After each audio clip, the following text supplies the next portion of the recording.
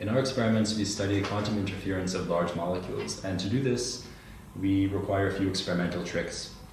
And the way we do this is with a 3-grating near-field interferometer scheme called a Tapout Length interferometer. And each grating in this scheme has a different purpose. The job of the first grating is to prepare coherence in the beam. So if you can come in with an incoherent beam, each slit of the first grating will act like a point source, preparing the coherence by the time it reaches the second grating that's spanning at least 2 slits in the second grating. And this allows us to see diffraction effects from the second grating. Now, if we space these gratings a particular distance apart, known as the Tapout Length, LT, we have a self-imaging effect where we reproduce the pattern of the second grating at the position of the third grating. And we can detect this self-image simply by scanning the third grating transversely and monitoring the flux as a function of the grating position.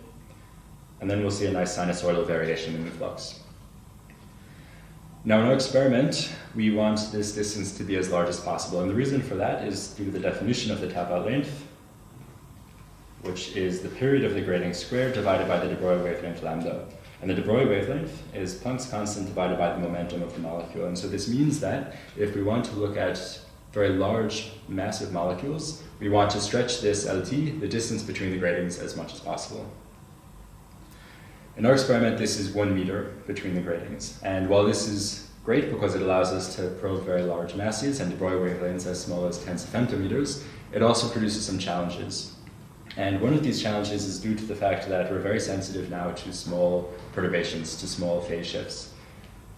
The phase shift of the fringes in our interferometer can be written like this, where A is the acceleration of the field and T is the time of flight for the interferometer, which in our case is no longer so small. And on Earth, we're generally concerned with 2 major contributors to this acceleration. One, of course, is a gravitational acceleration, g, and the other is due to the fact that we're in a rotating frame. And what this causes is that as the molecules are traversing the interferometer, the gratings are rotating ever so slightly below the molecules, and this causes a shift known as a Coriolis shift. And these phase shifts are in general problematic because they're velocity dependent.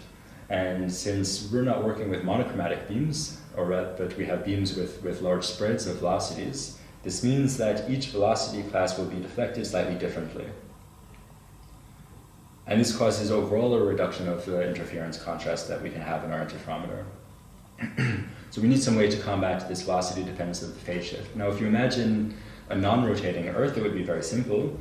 If you wanted to get rid of the gravitational acceleration, you would just align the gratings vertically along the gravity vector, and then you don't have to worry about it because the molecules fall along the grating bars. In the rotating frame, we have to somehow cancel the effect of the Coriolis effect, and to do that, we just rotate the gratings slightly by some roll angle theta, and this introduces a gravitational acceleration exactly counter to the acceleration produced by the Coriolis effect. So on average, the phase shift is velocity independent, and we can maintain high contrast interference. We showed this in our interferometer using a beam of fullerenes, and showed the expected dependence of the phase shift on the roll angle, and we were able to show that we were able to achieve high contrast interference as expected, and we've already used this trick to show interference of the largest molecules to date.